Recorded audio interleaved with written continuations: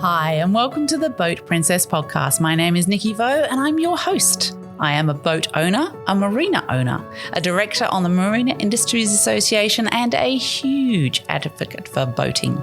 In this series, I'm sharing the stories from every nook of the boating industry with the intention of encouraging more women to join me and for more women to get behind the helm too. I want to share the experience and opportunities of boating, of the boating industry, and I want you to join me as I bring the conversations and answer all the questions you've had. Boating is not just for the glamorous and rich and famous. It's full of beautiful and interesting people making the most of our natural environment and getting out there, enjoying the waterways. So let's let off the lines, take over the helm, and escape to the world of boating.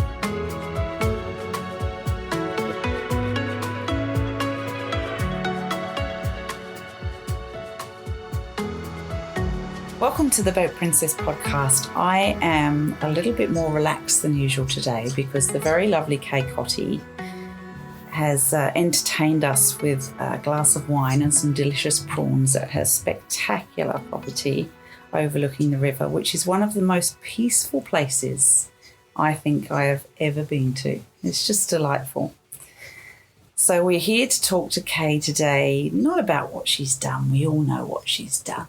She's sailed around the world unassisted and was the first woman in the world to do that. We know she did that, but I want to know why she did that and what sort of person does that? So that's what we're going to ask her, and we're going to have a good chat with the real Kay. And she's a friend of mine, and the very first time I met her, I will never forget how much I enjoyed her company. She was, she had a beautiful energy to her, Kay, that I really enjoyed being with. So I'm really excited to be here today to chat to you, Kay, because, well, I love you. I was just trying to frame something to say, how do I get around that introduction? So I'm just me. I don't know. Some people think I put off a different energy. No. They think I'm standoffish. See, I didn't get that from you at all. No, I'm relaxed with people I sort of trust and feel okay with. And a very good friend of mine said she's put it down to the fact that basically deep-hearted, I am shy. Okay. And a lot of people probably wouldn't realise that. So when people start heaping praise on me or they rush up to me in places and want to shake my hand or whatever, and I react a lot standoffish, really. Yeah. It's I get embarrassed and I just want to sort of run away. Because you are actually a very humble person. Well, no, you are. I'm not humble. You are. No, you are. As a friend of yours, you are a humble, considering what you've achieved and what you've done and who you are, you're an incredibly humble person. Yeah, I don't think achieving something or doing something should change someone's, well, it does, I've seen it, but it shouldn't change someone's basic persona, I guess, is the word. It's interesting you say that you're shy, because I would have assumed, because you are, and so many other people would, because you've done something as brave as you did, that you're actually a very confident person. Confident in what I'm doing, yes. But sharing it with the world was a different thing. And it took a lot of courage to become a public speaker, which I did for many years, actually, all over the world. I was a motivational speaker, and I remember the first talk I ever did, I thought I was going to die from nerves, embarrassment and everything else. And it was my husband. It wasn't my husband at the time, but he said to me, all you've got to remember is you're telling a story. That's all you're going to do. And that's all my talks have ever been. I just tell a story. And And he said, they're not going to come and attack you. They're not going to... So you're not trying to explain brain surgery or something like that you know nothing about. You're talking about something that you know about and something you did. So just tell a story. And that got me over the nerves of public speaking. I love that. That's great. So tell me, you decided to sail around the world. Mm-hmm. Why? Because I figured I could do it. And I just wanted to challenge myself, really. It's a hell of a challenge, girl. You know, some of us just go and walk up a hill and go, ooh, I did the hill. Well, it's what I did. I was a short-handed sailor, so yeah, I'd done two-handed to New Zealand and a single-handed back and a few other bits and bobs. And I guess sailing around the world was like the highest mountain to climb in my sport. Yeah. And because I'd had charter business, I was a boat builder. Started playing with boats and wood when I was about 11 or 12. And then I had a charter business for 6 years, and I used to do all the maintenance, fix everything. And so I figured I could do it if I had the right boat. Wow, that's amazing. So how did you feel when you left for that journey? Well, I was nervous, obviously. I'm not totally fearless, but I was nervous because I'd never been in the Southern Ocean before. Yeah. And also I hadn't been away from home for a long time before. The longest was probably 2 weeks or even less than that, 10 days when I crossed New Zealand to Mooloolaba single-handed. So I wasn't going to see anybody, but I was pretty relaxed about that. I had a lot of hobbies and things like that on board that would keep me amused if I needed it. Not that I had a lot of time for them, but... Yeah, I was going to say, did you have any sort of rituals or things you did to keep yourself mentally okay during that whole... Because you were out there, for 189 days, something like that? Mm. How did you keep yourself mentally stable? I don't know. It's time? just I read books. Mm. I never ate out of a can. Oh, okay. I never went to the loo in a bucket. I made sure even if the boat was nearly upside down, I always had a boat bath every day. Oh, tell a fib. Some days it was so rough. Yeah. I couldn't do anything for a few days, but I always regularly changed my clothes, did the normal things, put lipstick on every time I had a bath. Oh, I love that. That's fantastic. That's beautiful.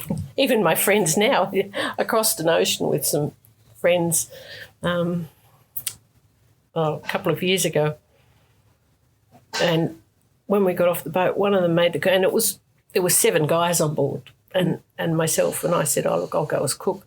And the funny thing, when we got back, one of them said, you put makeup on every day. And I scratched my head and I said, I don't wear makeup. I don't wear... And then I twigged. I said, I put lipstick on because I just do. And it also acts as a bit of sunblock. And then I realised what he was considering was makeup was tinted blockout. Right. I was covering myself in blockout, and he thought I was putting liquid makeup on and eye makeup and stuff on in the middle of the ocean. No, I don't go that far. I must admit, I went into giving birth in full makeup.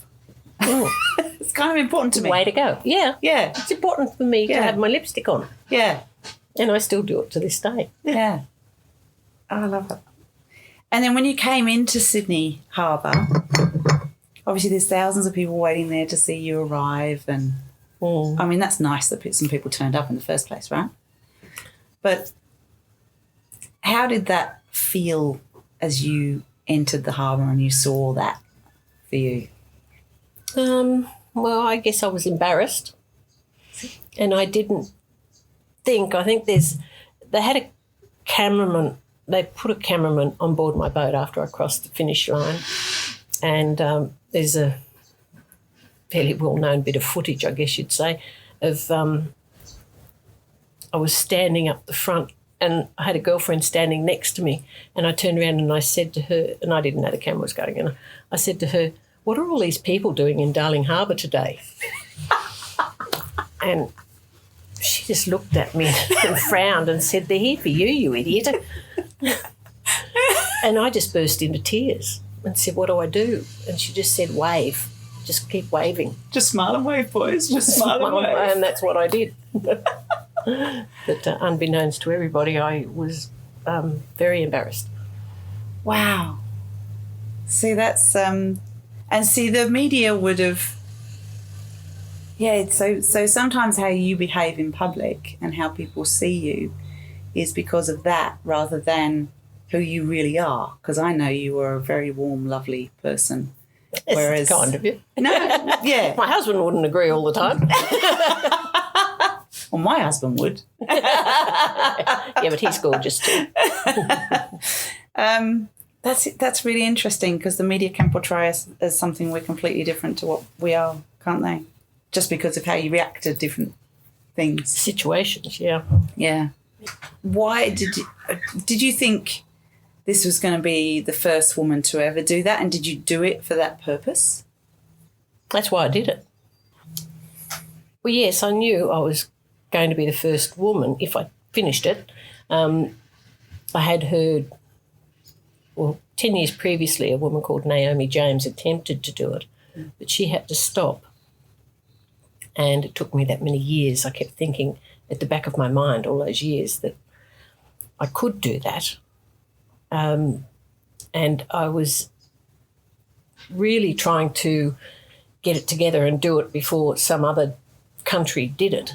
Mm. And I heard before I left there was an American woman apparently getting prepped to do something or thinking about doing that sort of thing. So you did it for your country?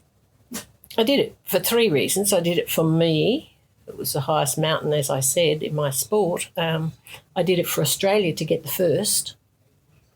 And I also wanted to raise money for children. So that was another major bonus because Marcus was into that sort of thing too. So when we linked up, that was Marcus Blackmore actually, when we linked up and they took on the sponsorship, we raised funds for something that was very dear to his heart, which was life education. Mm. And we were going to raise $1 million because people were supposed to put in so much a mile or whatever. And not many people thought I'd come back, really, truth be known. And so we thought we'd get $1 million. We had big ideas. Yeah. And have $1 million in the kitty when I got back. Well, there was only 32,000 there when I got back. And did that change once people had realised you'd achieved it? Or well, it changed because Blackmore's continued to sponsor me, and I did a fundraising tour. And I spoke to they had to raise, I think, starting off minimum of 2,500, then it went up to 4,000 they had to raise. And I spoke at every Rotary, Zonta, Quota, what else is there? Everything, Lions clubs, you name it. Surf clubs, sports clubs. And which for you as a shy person was really hard to do. It was hard to do. And I usually had... was that harder than the sail to you? Oh, absolutely. Well, my whole life had changed. I mean, put me on a boat. Yeah. These days I haven't been sailing for a bit. Put me on a boat and I can... Well, First Lady, I could sail it backwards. I could do whatever I liked with it. Yeah. And I was happy and I could fix anything. It was an incredibly, at times, moving experience that people thought that and felt that about what I did. Yeah. But, yeah, I just did it basically for myself, for Australia to get the first and to raise money, and that's the crux of it, really. Yeah. So I was going to ask you before I got here, that moment when you came to Sydney Harbour, whether that day, the 5th of June, which was the day that you came back into Sydney Harbour, is a special day for you. But now that I've spoken to you, that wasn't a moment of elation for you necessarily. Am I right? Or you're right. Yeah. Actually didn't want to come back in. I think I wrote about that in my book. I thought seriously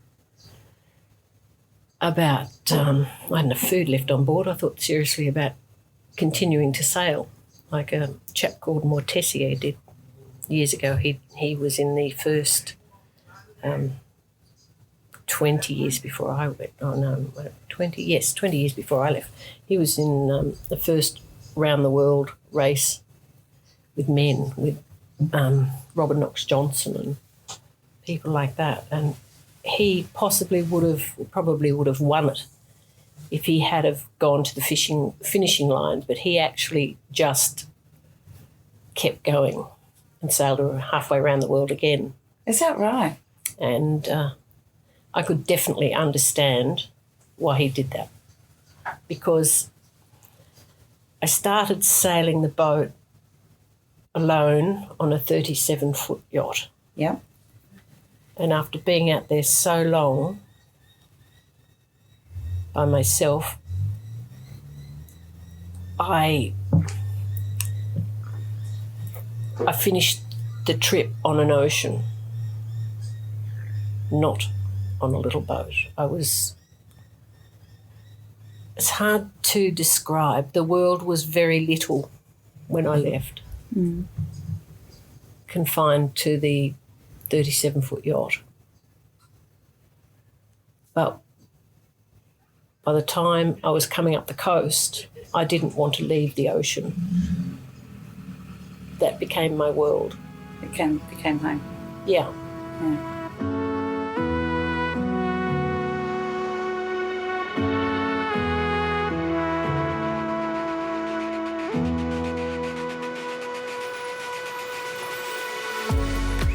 I'm going to try and delve into the person that is Kay Cotty, because there are a lot of women out there that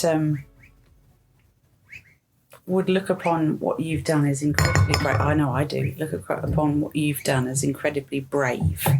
So where do you think that character trait, was there another woman in your childhood, or was this somebody that gave you, apart from yourself, obviously you've got to build it yourself to a certain extent, but is this somebody that gave you that confidence in yourself that you can do stuff? Well, I was the youngest of 4 daughters, and my mother, because my father was off sailing all the time, my mother did everything.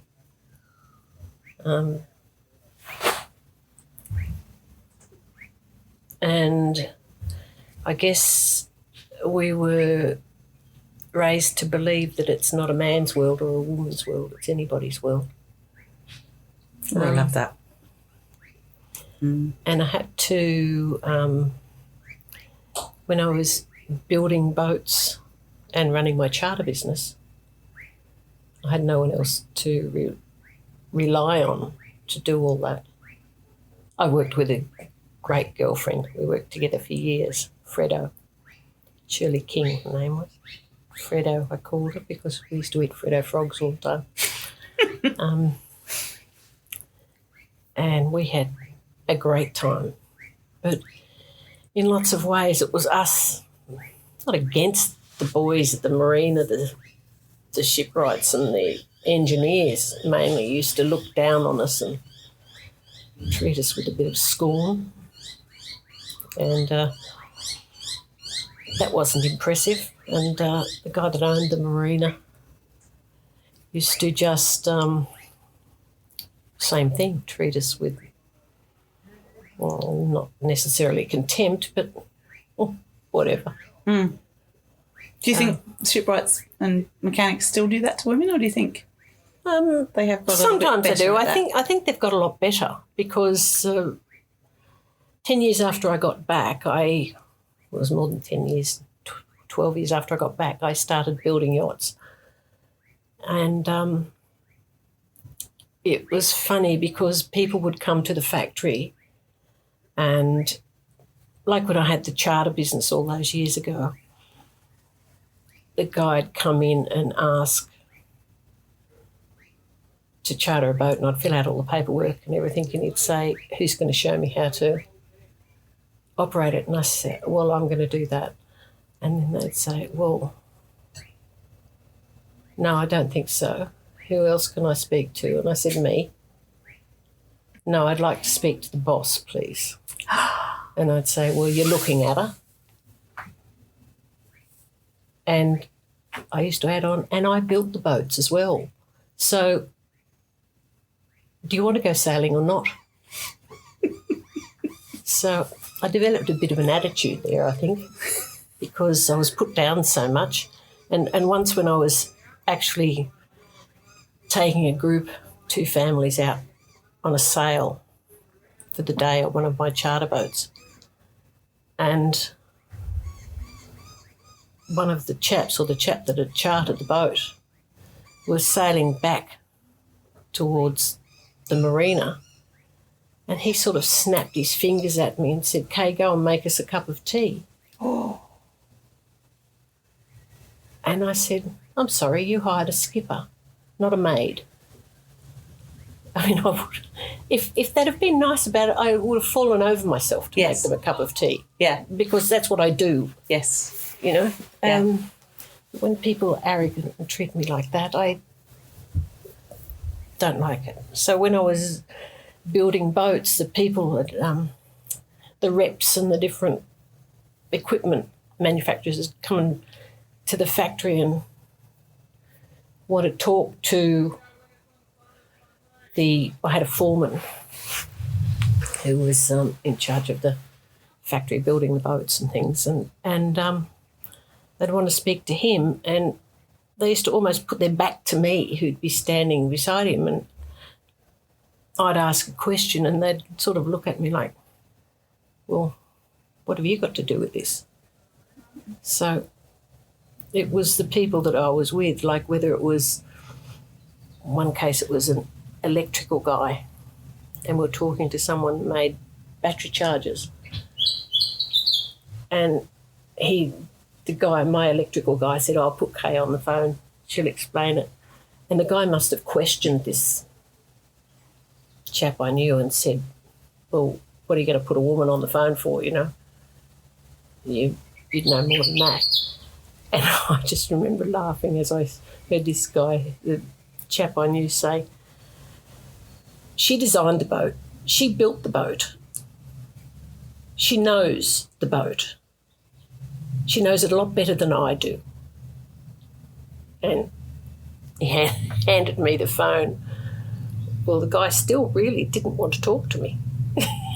It's quite bizarre. It is. That was bizarre, then, isn't it? but it is changing now. It is changing, and I think it's a lot. It's not just due to the women in the industry now. I think it's a lot of the guys are so supportive of the women in the industry, and guys like that electrical guy. Yes. I've had exactly the same thing happen to me when I was selling boats. Yeah. In that the dealer principal I was working with, a client would come in that was looking at a boat, and he'd be very dismissive to me. Yeah. And then I would often walk purposely out of the room, and then the dealer principal he had a great little way of treating the clients in that he'd say, I think I need to tell you who she is. She owns this marina. So you need to start treating her with respect. Otherwise, I'm going to ask you to leave. Mm. Yeah. And then when I came back in the room, the attitude was completely different. Yeah, it's amazing. So you have to do that. I know, but we still have to do that now. Justify. Yeah, I still occasionally have to justify myself. Yeah. You know, I was serving fuel at our marina. Yeah. Only a couple of months ago. And this guy with this big motorboat, chatting, and I'm standing because the dockhands was busy doing something else, so I just said, I'll put the fuel in the boat. So I'm standing there and he's making conversation and said, so this what you do all the time? I said, no, not all the time. No, very, very dismissive. Like, and he said something else, I can't remember what it was. And then he said, well, what do you do? And I said, I actually own the marina and I build boats. And he went, oh. And there was a swear word there, starting with F. And he said, now I know who you are. I'm terribly sorry. There you go. So I don't say it often. Yes. But I do, when people are being particularly arrogant, I do drop my name. Yes, yes. And that's what I loved about that guy doing it for me, because I don't like to say I own the marina. I shouldn't have to say that. You shouldn't have to. So I just like to, that's why I used to like him backing it up for me as well. I think guys having your back is... Yes, that is nice, but 99 out of 100 I have to back myself, really. And 99, not 99, maybe 50% of the time, I really couldn't be bothered with people that treat other people like that without having any sort of respect for anybody, whether it is the dock person that fills fuel all day or sweeps the slipway or whatever. I do it all and clean the toilets and things like that. Whatever needs doing, I'll do it.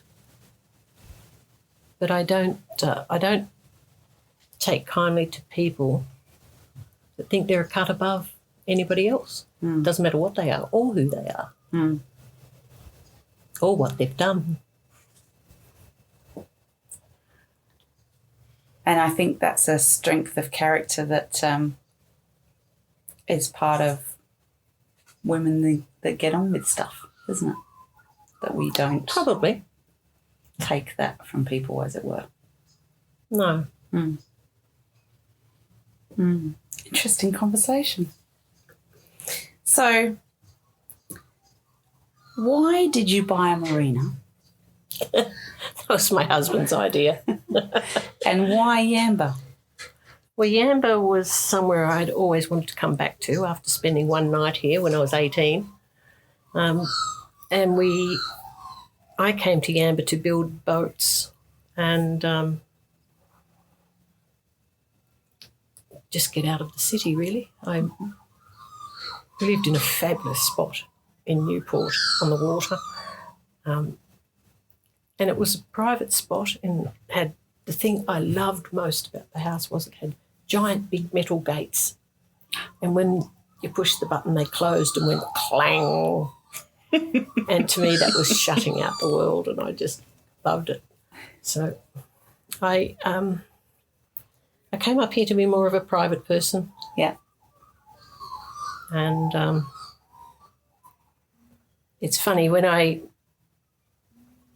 said I finished the voyage on an ocean, I finished the voyage a different person in everybody's eyes but my own.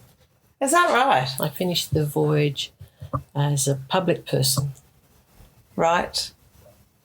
And my boat and I appeared to be public property, and I found that would have been hard for you. That was quite hard. Yeah. Most people were just delightful. Yeah. And lovely, but I just like being private. Yeah.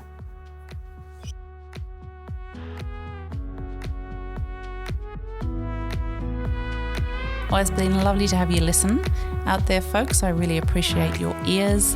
And if you'd like to get in contact, just follow me on Instagram @theboatprincess and perhaps leave me a comment on today's picture of our podcast so that we can get an idea of what you thought about it. That'd be lovely. Take care and we'll see you on the water soon.